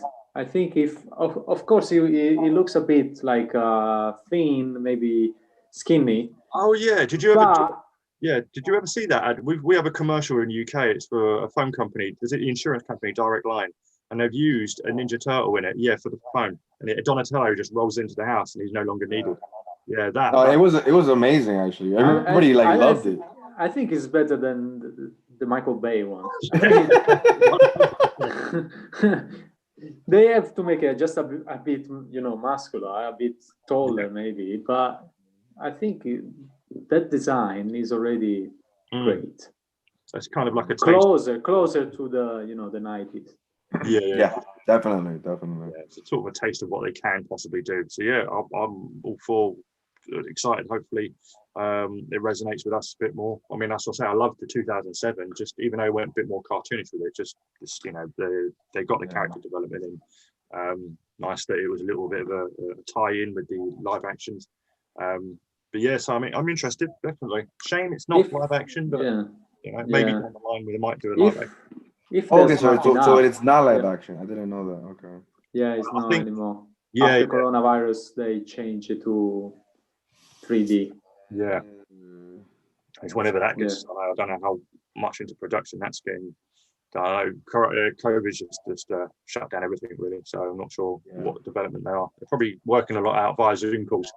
But yeah, there was I think when before I did what I'm doing now, I used to do engineering for coffee machines in offices in London. One of the contracts we had was for a company in Central called MVP, and it was basically the moving pictures company, and they were a CGI company for Hollywood, because they would branch out to all different kind of CGI companies and just give them certain scenes to work on.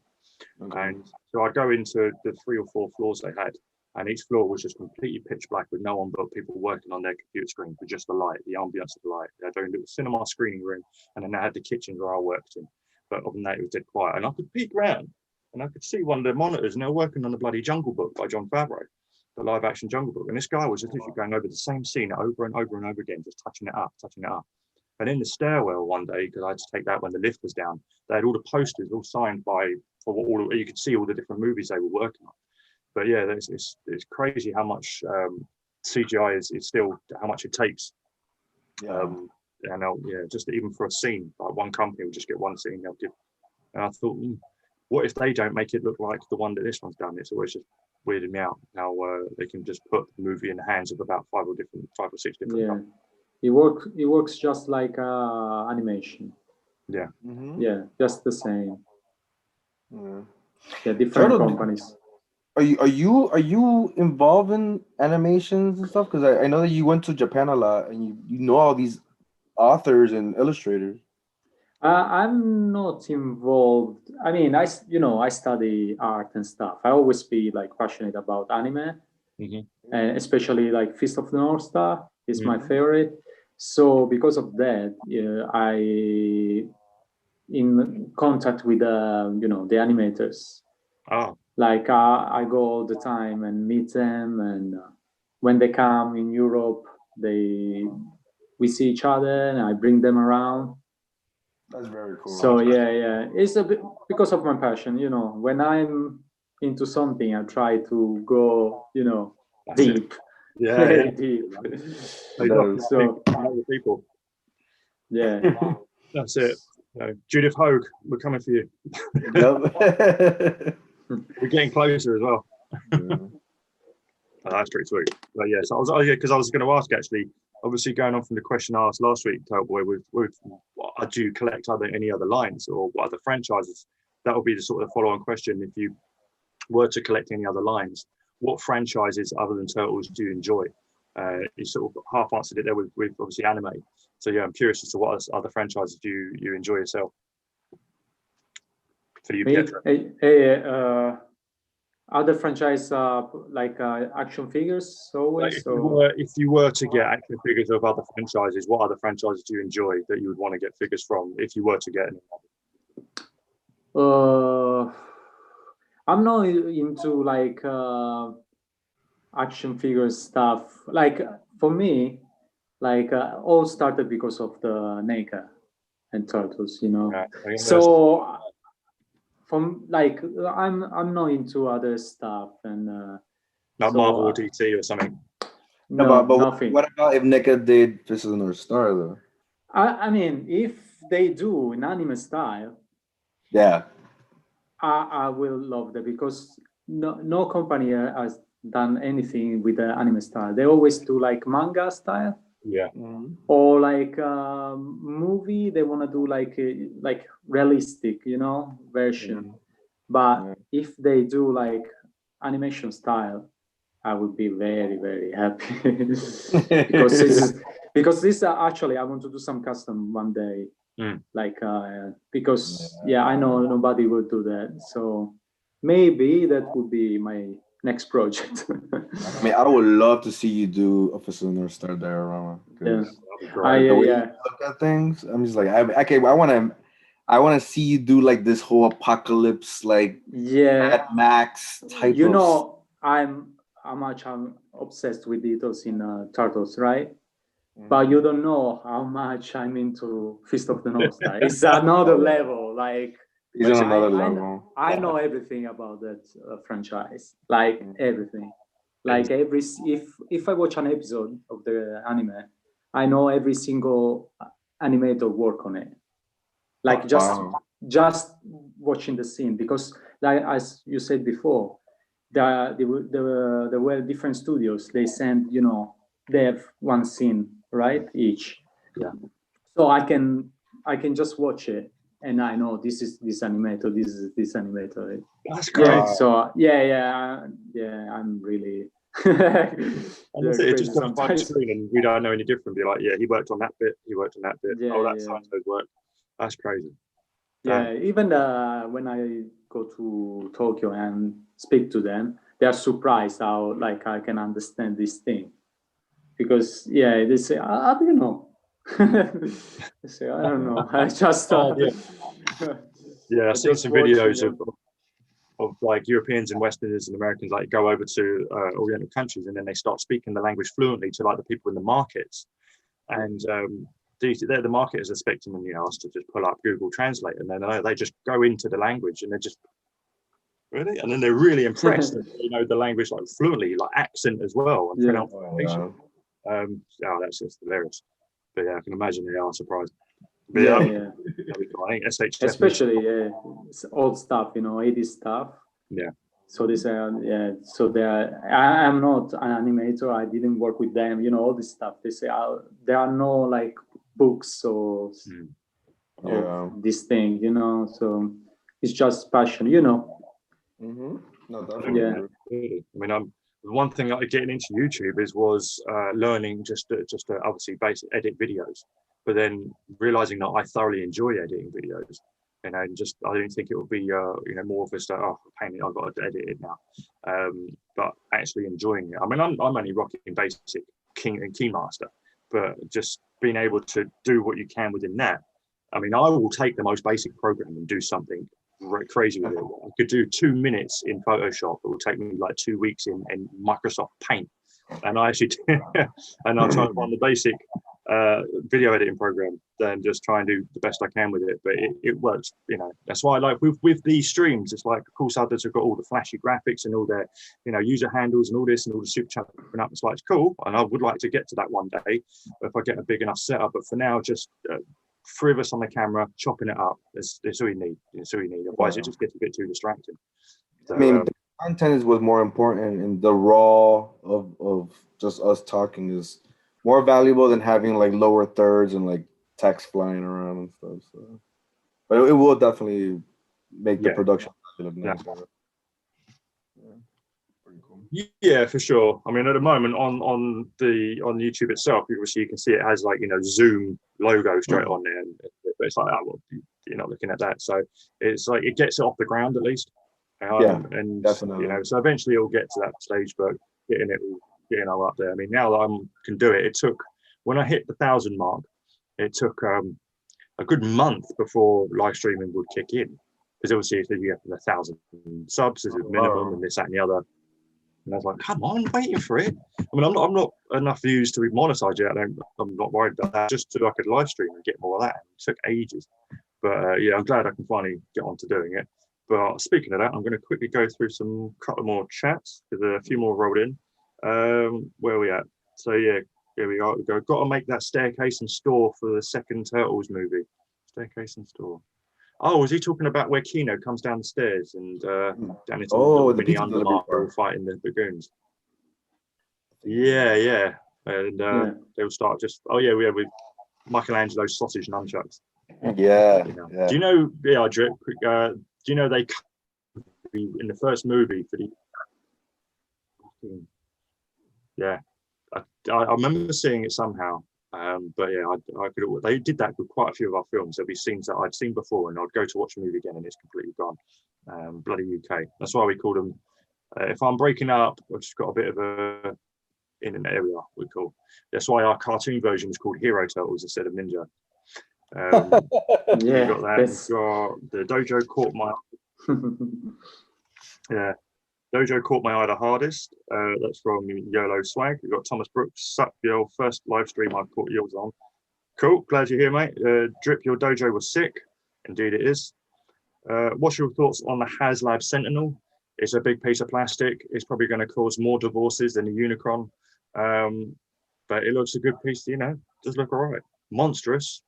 Good luck to anyone trying to fucking use it in toy photography. You're going to need a giant room for it.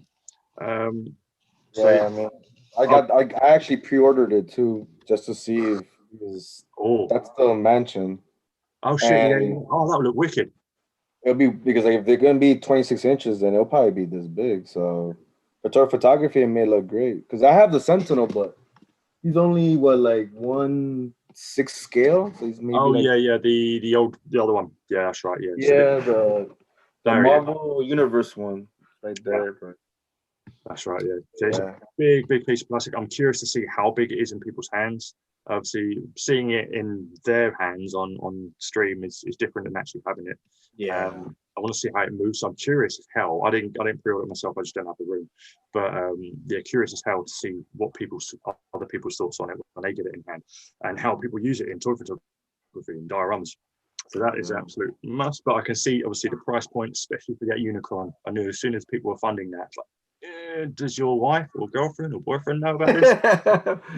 They get a divorce. Yeah. Because I was around friends the other day, yesterday actually, he had bought one of those animatronic Deadpool heads that they revealed not too long ago. Mm-hmm. And I was like, we saw there was an entire stream. We were waiting for something hot to drop on the Fan Fest Friday or something, and it was that. And then of course, look what I bought. It's like you realise it's the Billy Bass of now. instead of it being on a plaque and pops on the wall. And then he turned it on for us all just so he could have a look. And within 5 seconds, his missus came along and just turned it off and said no, and then just walked out the room. Yeah, he's got his own little corner in the spare bedroom where he can keep all his collectibles. That's it. The rest of the house belongs to her. Feel for it, but he's expanding slowly. Yeah, what are your thoughts on HasLab? Drip mode. Thanks, Thomas. Yeah, saw yours. You inspire me, bro, to do dioramas. Love your channel. I collect Marvel Legends and need ideas for a final battle endgame dio. That would probably be a lot of wasteland and rubble. So a lot of probably uneven rocky dirt base, probably just loads of building debris and rubble here, pockets of it, big mound of it somewhere at the back, and maybe throw in a couple of print out sling rings. So a few ideas you could do with it would mainly be a terrain dio, I think, for the end game final battle. Like nice LED lights through the circles that Doctor Strange. Yeah, I've been meaning, because I did me tangible sling ring, and that was literally just a hoop of a pipe cleaner and some tinsel wool, and it came out great. But how can I get this thing to light up? I made it light up with, like, to pop on camera with about 4 or 5 yellow LEDs pointing at it. But I was thinking, you've got that EL wire, the yellow version of that, could probably do something with that. Yeah, there's loads of different things you could do. They actually on Wish, I usually get some of my interesting materials on Wish. They actually have a LED string that lights up that may be a solution for that.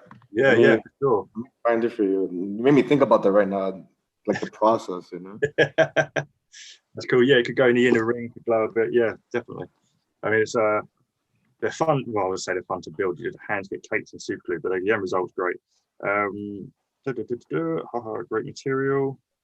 Posable toys. Then Bay movies are bad. Yeah, Megan Fox is pretty hot. On that one Judith Hogue scene that got cut, best scene out of them all. How do you go about making custom clothing for action figures? That is an area of customizing I would not want to delve into. Fair play to anyone who does. Yeah. So there are some soft good tailors out there. The biggest names I know are CJism. Hope I'm saying that right. He's on Insta. You've got GPS Lot on eBay. Scotticus Customs here, and there's a few others dotted about. You've got Jai Peng from Night Studios does a few pieces, and the 112 shop does some bits and pieces as well. So there's a few places scattered around. So yeah, I'll throw some links in when I get the description up. Look, I wanted to show it to you. Here you go. Oh shit! So nice. This is just string, and you could just turn it into the circle to get it. Oh yeah, that would be great. Yeah, that would work perfectly. Get it mounted on the inner side, and the whole thing just glows. Ooh, yeah. Yeah. On Wish, it was like $4 on Wish. So. And it come with like every color. So I'm always on Wish. Believe it or not, I'm always on Wish looking for little tank tops and like Coke cans and stuff. And you can get some good deals. This is pretty good for LEDs. So yeah, I need to invest in that. There's so many applications I could throw that on. Oh yeah, definitely. I mean, it's mainly used for crossplay.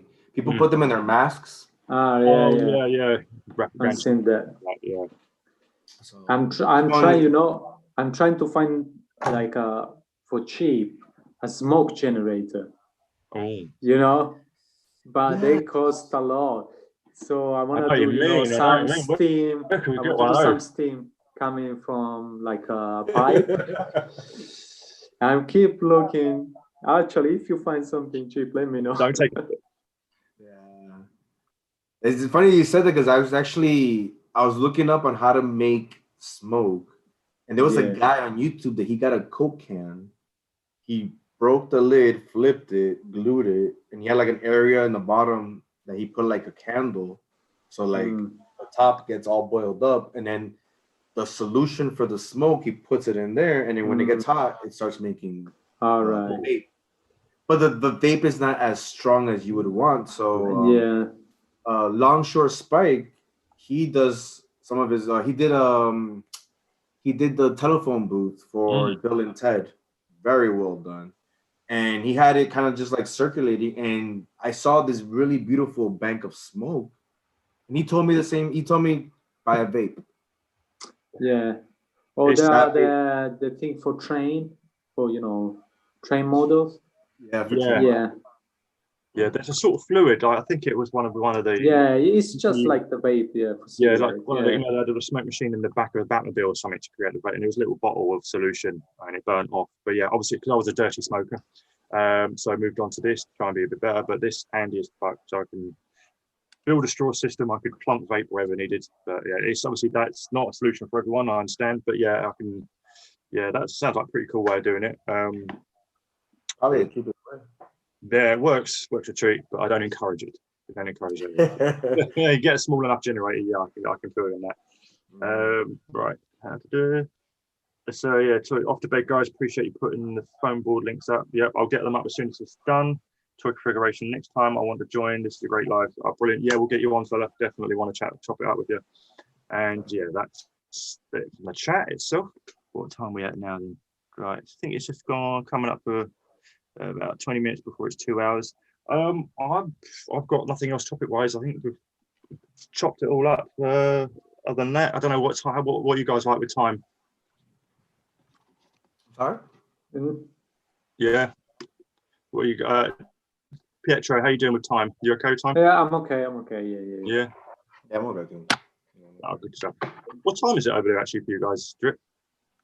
It's 5:13 p.m. right now for me. So, yeah, I was actually able to. I went thrift shopping before I came here to the interview. Ah, nice. Just looking for potential, and you'd be surprised the stuff that you find in thrift stores. And yeah, exactly. It's pretty cool. Yeah, I wish we had more of them around here. To be honest, over here, they're just. I mean, you go out of the city and up into the local towns, and they have those little, those home business little market town, the shops there. They look like Diagon Alley from Harry Potter, and it's just they're all independent shop owners, and they go some wonderful bits and pieces in there. But you got to go quite far out to get to them. But yeah, I love it. It's just you go into one, and just anything can be used as a prop. Yeah. Oh yeah. That's the potential of anything household. It's like the shipping tube with I pitched that idea from someone on Facebook. The old trees using the hot glue. I was like, it's fucking genius. It looked 10 times better than mine, but mine, that was it. I just needed them for the background. But yeah, I love plucking ideas from people. But actually, rolling on to something we said before, you said with the dioramas, I've asked you permission to sort of pinch your idea for their diorama. It's cool that they've come to you. Obviously, I know there are some in the community that will just straight rip off your work, and it's annoying. I know, Pietro, you've had that done with you before, and I've seen it within the diorama community as well, and in custom ideas as well. Because that's why, the next custom on the end game was going to be the Thanos, but then the moment I started working on it, Jai Peng from Night Studios put out his end game kit, the Kit Bash, the SHF version, and that just sucked the wind straight out of my sails. So I just like, all right, I won't do you just yet then, because yours looks 10 times better than what I could put out. But yeah, so it killed it sometimes. Yeah. That's the thing when it comes to customs, when we're all going to be doing the sort of same thing. I've seen loads of people do shredders. I was inspired by someone else doing theirs. Gave them a shout in the video.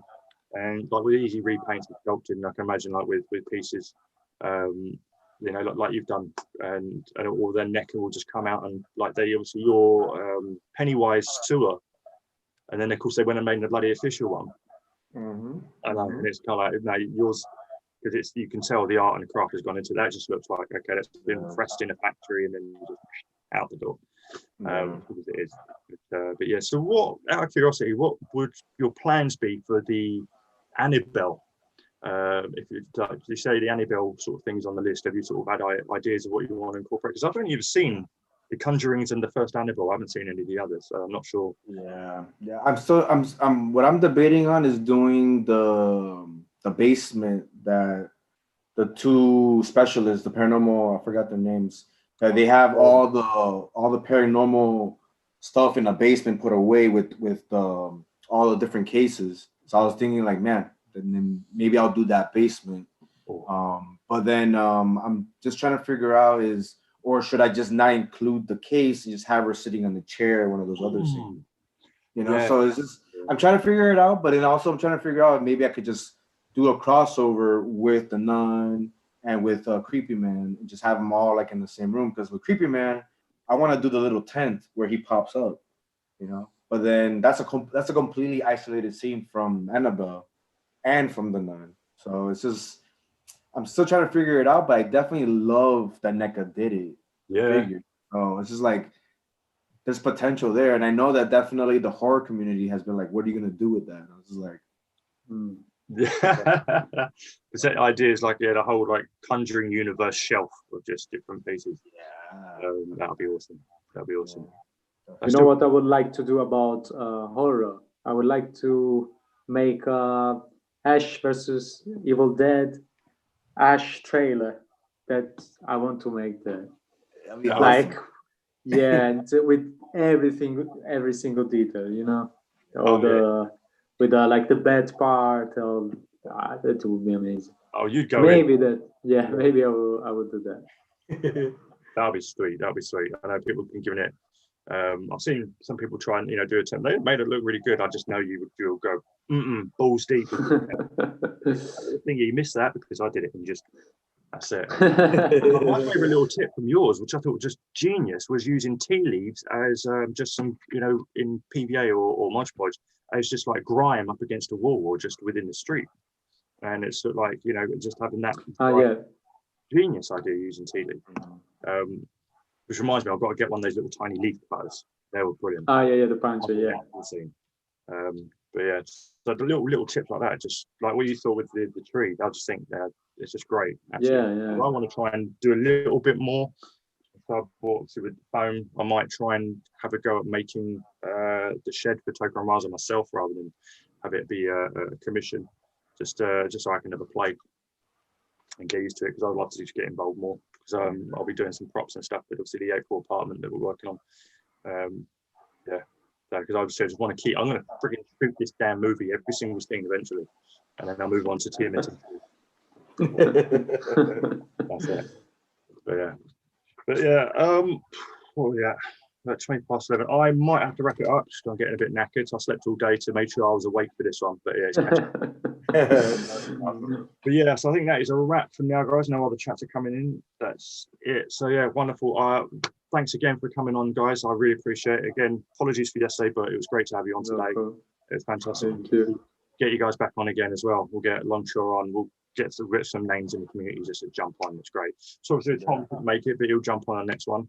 And but yeah, so that is it, friends. Thanks very much. I'll leave all of their socials in the description once I can get to it. And yeah, until next time. So there we go. And okay, so I'm going to end the meeting now. All right, take care, guys. All the best to you.